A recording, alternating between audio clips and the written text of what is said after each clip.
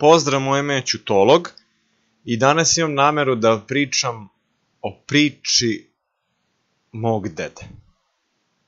To jest njegovu priču treba da ispričam. A dedina priča kaže ovako. Da je tamo negde pre rata, premda znači moram da kažem da se pohvali moj deda, hvala Bogu je još živ. Imao 88 godina, rodio se pre Drugog svjetskog rata, tako da ova priča datira od tad.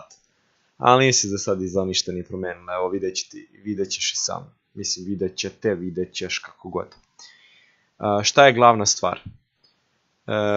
Pre rata negde tamo političar došao neki skup predizborni i onda viče mi ćemo da uradimo to i to i narod tako je, mi smo bolji, oni su ovakvi, onakvi, tako je.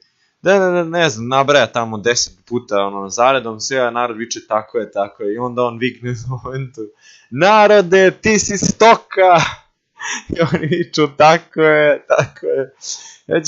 Hoću jednostavno da svako od nas razume da je to i danas tako, to smo imali priliku mnogo puta da vidimo do sada i nekako to valjda u ljudskoj psihologiji ta masa, odnosno taj čopor, da valjda u njemu boraviš u tom čoporu i psihologiji masa, kako su to nazvali, da bi bio zaštićen. Sad ti kao u kamenom dobu, gde ćeš ti ideš sad tamo da juriš sam neki zverke, će te pojede nešto bolje, ti se trži s njima, veća verovatnoća da ćeš da preživiš, otprilike tako funkcioniše. I sad otprilike kako njima, tako i tebi. Ako njima loše i tebi će, otprilike taj neki sistem.